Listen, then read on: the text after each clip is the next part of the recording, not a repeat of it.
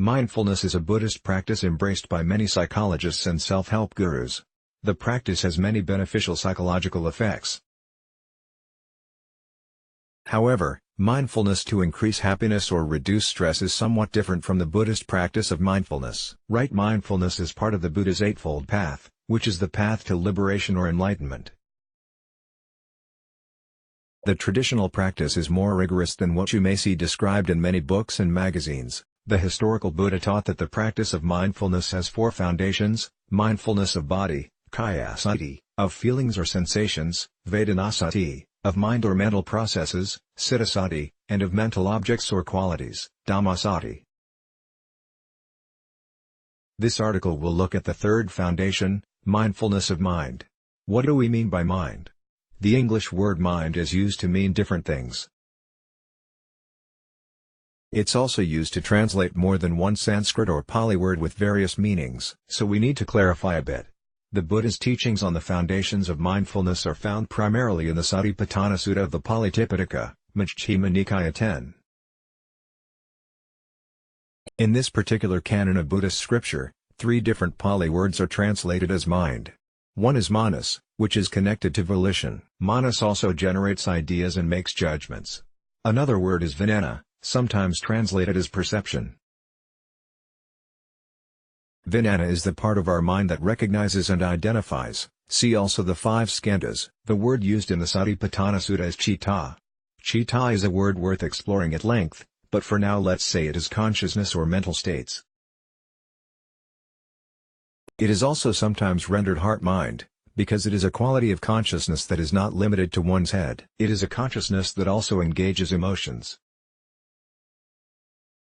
Contemplating mind as mind in the Satipatthana Sutta, the Buddha told his disciples to contemplate mind as mind, or consciousness as consciousness, without identifying with this mind. This citta is not your mind. It is something that is present, with no self attached to it. The Buddha said, thus he lives contemplating consciousness in consciousness internally, or he lives contemplating consciousness in consciousness externally, or he lives contemplating consciousness in consciousness internally and externally. He lives contemplating origination factors in consciousness, or he lives contemplating dissolution factors in consciousness, or he lives contemplating origination and dissolution factors in consciousness. Or his mindfulness is established with a thought, consciousness exists, to the extent necessary just for knowledge and mindfulness, and he lives detached, and clings to nothing in the world. Thus, monks, a monk lives contemplating consciousness in consciousness. Nyanasada Thera translation. The simplest way to explain contemplation of mind is that it involves dispassionately observing yourself. Is there calmness, or agitation? Is there focus, or distraction? This is by no means an intellectual exercise. Form no ideas or opinions. Simply observe. Frame your observations as, there is distraction rather than I am distracted. As with mindfulness of feelings, it's important to not make judgments. If you are meditating with sleepiness or dullness, for example, don't beat yourself up for not being more alert. Just observe that, right now, there is dullness.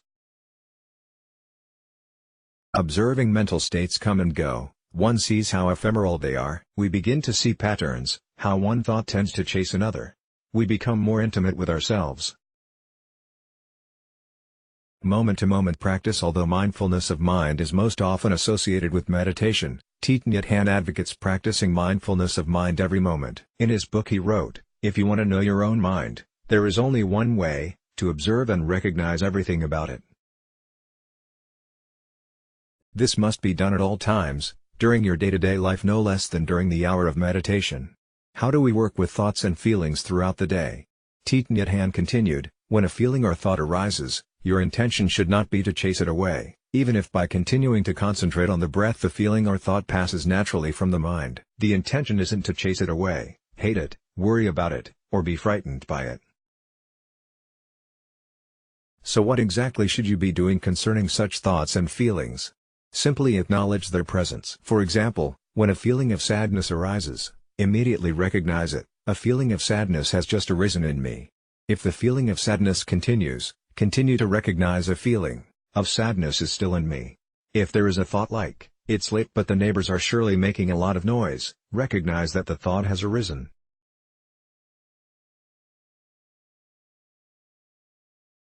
The essential thing is not to let any feeling or thought arise without recognizing it in mindfulness, like a palace guard who is aware of every face that passes through the front corridor. Let's block ads. Why?